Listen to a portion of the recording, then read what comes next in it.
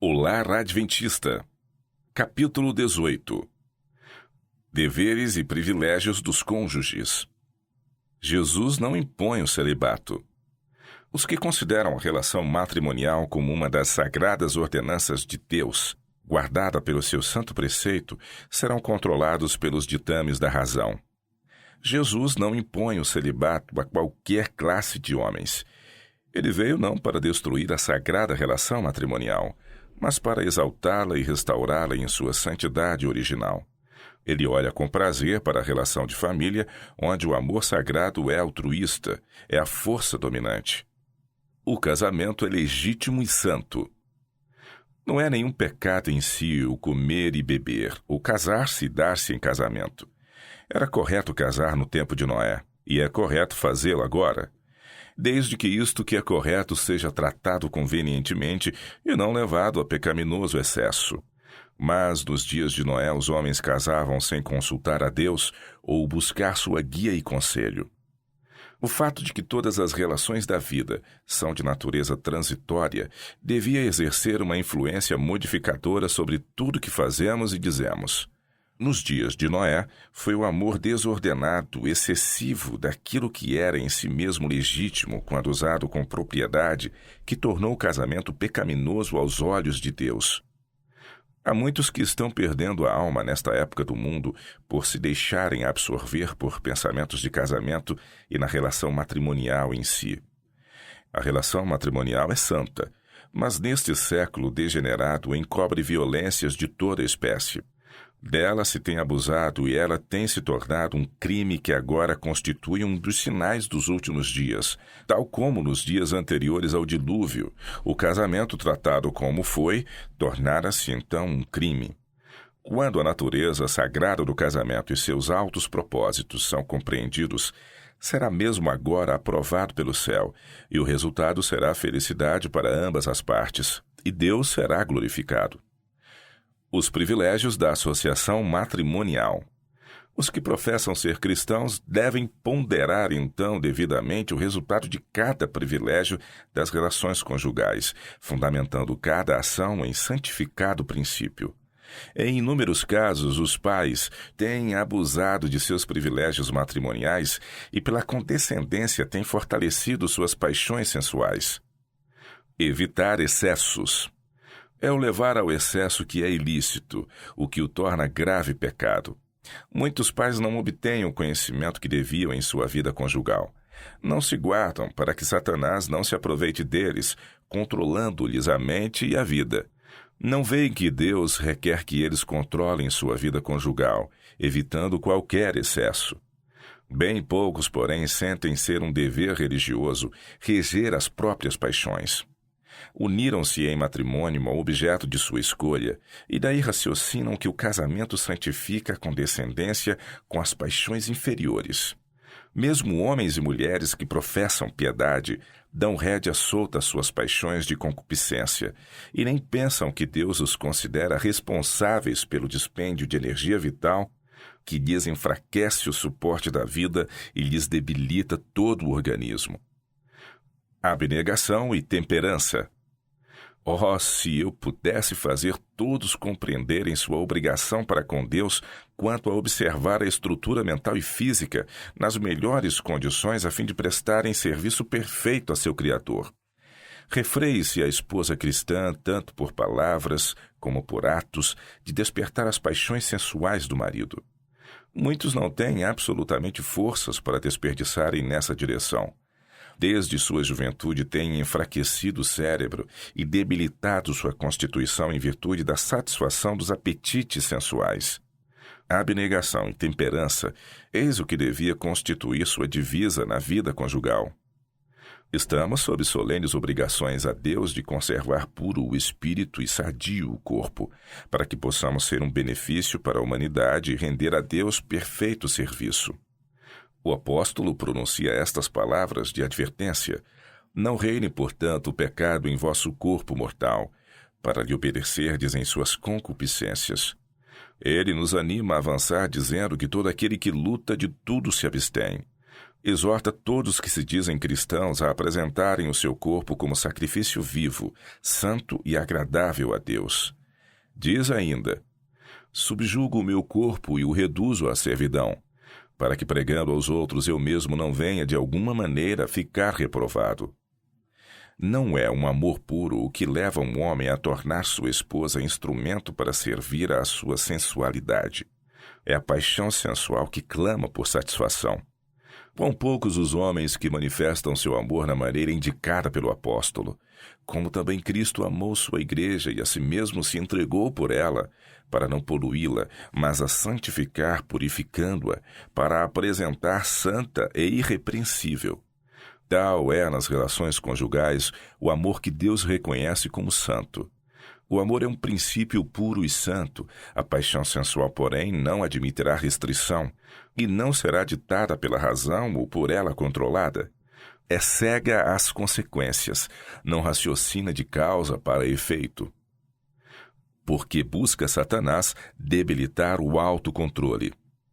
Satanás procura rebaixar a norma de pureza e enfraquecer o autocontrole dos que se casam, porque sabe que enquanto as paixões subalternas estão em ascendência, as faculdades morais se tornam seguramente mais fracas e ele não precisa preocupar-se com o seu crescimento espiritual. Ele sabe também que de nenhuma outra maneira pode estampar melhor a sua própria imagem odiosa na descendência deles e que assim pode moldar mais facilmente o caráter dos filhos do que o caráter dos pais. Resultados do excesso. Homens e mulheres, um dia aprendereis o que seja a concupiscência e os resultados de satisfazê-la. Pode-se encontrar no casamento paixão de tão baixa qualidade como fora dele. Qual o resultado de dar livre curso às paixões inferiores? O leito conjugal, onde anjos de Deus devem estar presentes, é profanado por práticas perversas. E porque domina deprimente animalismo, os corpos são corrompidos. Práticas abomináveis levam a enfermidades abomináveis. O que Deus deu como uma bênção tem se feito uma maldição. O excesso sexual destruirá com efeito o amor para com os cultos devocionais, tirará do cérebro a substância necessária para nutrir o organismo, vindo positivamente a debilitar a vitalidade. Mulher alguma deve ajudar o marido nesta obra de autodestruição. Ela não fará caso esteja esclarecida e tenha por ele verdadeiro amor. Quanto mais condescendência houver com as paixões sensuais, tanto mais fortes se tornarão elas, e mais violentos serão seus reclamos quanto à satisfação. Que os homens e mulheres tementes a Deus despertem para o seu dever. Muitos professos cristãos sofrem de paralisia de nervos e cérebro devido à sua intemperança neste sentido. Os maridos devem mostrar consideração. Os maridos devem ser cuidadosos, atenciosos, constantes, fiéis e compassivos. Devem manifestar amor e simpatia. Se cumprirem as palavras de Cristo, seu amor não será de baixa natureza, terreno, de caráter sensual que leve à destruição do próprio corpo e debilidade e enfermidade à esposa. Não serão condescendentes para com a satisfação de baixas paixões, fazendo ouvir à esposa que ela deve ser sujeita ao marido em tudo. Quando o esposo tem a nobreza de caráter, a pureza de coração, a elevação de espírito que cada cristão deve possuir, isto se revelará na associação matrimonial. Se ele tem a mente de Cristo, não será um destruidor do corpo, mas estará cheio de terno amor, procurando alcançar a mais elevada norma em Cristo.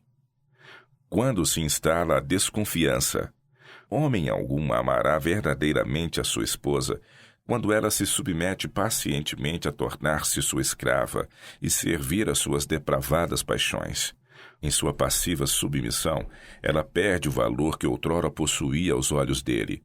Ele a vê degradada de tudo quanto era elevado para um baixo nível, e não demora que suspeite que ela se submeta com a mesma passividade a ser degradada por outro, assim como por ele.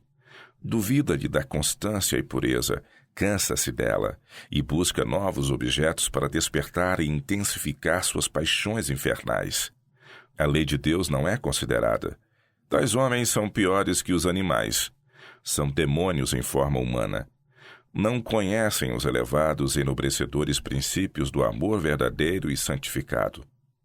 Também a esposa fica ciumenta do marido e suspeita que, em havendo oportunidade, ele com a mesma prontidão dirigiria a outra, da mesma maneira que a ela, suas atenções amorosas. Vê que ele não é regido pela consciência ou o temor de Deus. Todas essas barreiras são derribadas pelas paixões concupiscentes. Tudo quanto é no marido semelhante a Deus torna-se servo da concupiscência embrutecedora e vil. Solicitações irrazoáveis. A questão a ser assentada agora é: há de a esposa sentir-se obrigada a ceder implicitamente às exigências do marido, quando ela vê que coisa alguma senão a paixão vil o domina, e quando sua razão e discernimento se acham convencidos de que ela o faz com dano do próprio corpo, que Deus lhe ordenou possuir em santificação e honra, conservar como um sacrifício vivo para Deus? Não é amor puro e santo que leva a esposa a satisfazer as propensões sensuais do esposo com prejuízo da saúde e da vida. Caso ela tenha verdadeiro amor e sabedoria, procurará desviar-lhe a mente da satisfação das paixões impuras para assuntos elevados e espirituais, falando sobre assuntos espirituais interessantes. Talvez seja necessário insistir humilde e afetuosamente, mesmo com o risco de o desagradar, em que ela não pode desonrar seu corpo, cedendo a excessos sexuais. Deve bondosa e ternamente lembrar-lhe que Deus tem direitos mais altos, acima de todos os outros direitos, sobre todo o seu ser, e que ela não pode desrespeitar esses direitos, pois será por isto responsável no grande dia de Deus. Caso ela eleve suas afeições e em santificação e honra conserve sua pura dignidade de mulher, poderá por sua sensata influência fazer muito para santificar o marido, cumprindo assim sua alta missão. Por esta maneira de agir, ela pode salvar tanto o marido como a si mesma, realizando uma dupla obra. Nesta questão tão delicada e tão difícil de manejar, são necessárias muita sabedoria e paciência, bem como ânimo e fortaleza morais. Graça e resistência podem ser obtidas na oração. O amor sincero deve ser o princípio dominante do coração. Amor a Deus e ao esposo pode unicamente ser a justa norma de procedimento. Quando a mulher sujeita o corpo e o espírito ao domínio do marido, sendo passiva diante da vontade dele em tudo, sacrificando sua consciência, dignidade e mesmo personalidade, perde a oportunidade de exercer aquela poderosa influência que deveria possuir para o bem, a fim de elevar o marido. Ela podia abrandar-lhe a natureza áspera, e sua santificadora influência poderia ser usada de modo a purificar e polir, levando-o a esforçar-se zelosamente por governar as próprias paixões e ser mais espiritual, para que sejam juntamente participantes da divina natureza, havendo escapado da corrupção que pela concupiscência há no mundo. Grande pode ser o poder da influência no conduzir a mente a assuntos elevados e nobres, acima das baixas condescendências sensuais, naturalmente buscadas pelo coração não renovado pela graça. Caso a esposa ache que, a fim de agradar ao marido, deve descer à norma por ele mantida, quando a paixão sensual é a principal base de seu amor e lhe rege as ações, ela desagrada a Deus, pois deixa de exercer uma santificadora influência sobre o marido. Se ela acha dever submeter-se às suas paixões sensuais sem uma palavra de admoestação, não compreende seu dever para com ele e para com seu Deus. Nosso corpo foi comprado. As mais baixas paixões têm sua sede no corpo e por seu intermédio operam. A palavra carne ou carnal ou ainda concupiscência da carne envolvem a natureza inferior, corrupta. A carne por si mesma não pode agir contrariamente à vontade de Deus. É-nos ordenado crucificar a carne com suas afeições e concupiscências. Como o faremos? Devemos infligir sofrimento ao corpo? Não, mas dar morte à tentação do pecado. Os pensamentos corruptos devem ser expulsos.